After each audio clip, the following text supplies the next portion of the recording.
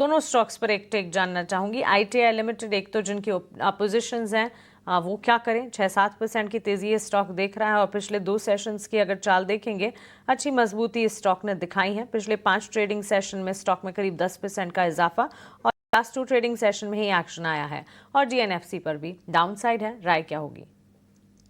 तो मानसी जी, आईटीआई की बात करें, जब भी चलता है स्टॉक करीबन 5-6 दिन अपसाइड आपको दिखाता है। अभी ये स्टॉक सिर्फ 2 दिन आप गया है, तो मुझे लग रहा है इसमें और अपसाइड की गुंजाइश जरूर है।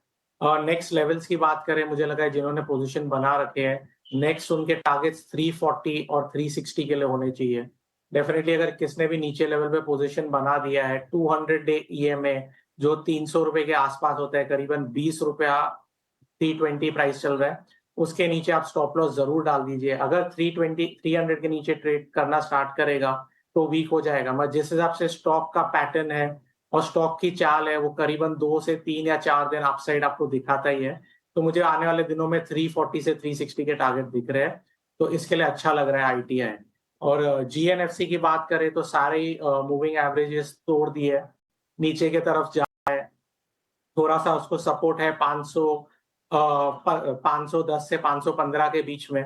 अगर यहाँ पे कंसोलिडेट करेगा तो साइडवेज चला जाएगा। अगर यहाँ से ब्रेकडाउन दिखे तो आपको फास्ट मूव्स 500 और 480 के लेवल्स के लिए देखने मिल सकते हैं। टेक्निकली चार्ट पे वीक है, सारे ही मूविंग एवरेजेस के नीचे ट्रेड कर रहा है।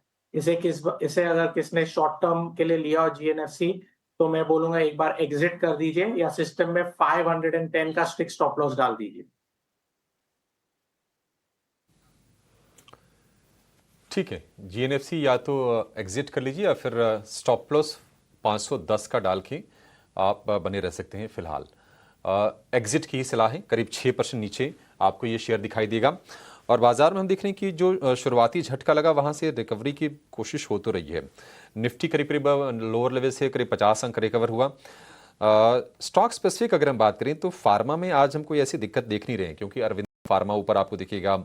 ग्रेन्यूल्स में तेजी है करीब 2.25% के आसपास का। ल्यूपिन करीब 4% के आसपास का उछाल दिखा रहा है। हालांकि ये जरूर है कि जब तक कोई फाइनल डील हो नहीं जाती है तो ये चिंता तो बनी रहेगी आपके लिए। हो सकता है कि ट्रेडिंग बाउंस आते रहें, कुछ मौके बनते रहें। किरण जी, फार्मा में कोई शेयर आपको लग रहा है जहां पर कोई सौदा लिया जा सकता हो तेजी का? फार्मा के अंदर अगर हम बात करें तो जिस तरह से ओवरऑल चार्ट पैटर्न हमें देखने को मिल रही है, कहीं ना कहीं आप सन फार्मा के ऊपर ध्यान दे सकते हो। नो डाउट रिस्की बैट रहेगी, क्योंकि जिस तरह से टैरिफ की अनसर्टेनिटी है। बट अगर सन फार्मा का अगर आप चार्ट देखोगे तो एक स्ट्रॉन्ग सपोर्ट है कहीं ना कहीं 1600 के आसपास। और अभी आप देखोगे तो गैप डाउन भले 1600 के नीचे हुआ है, लेकिन stock is trying to recover 1600 level.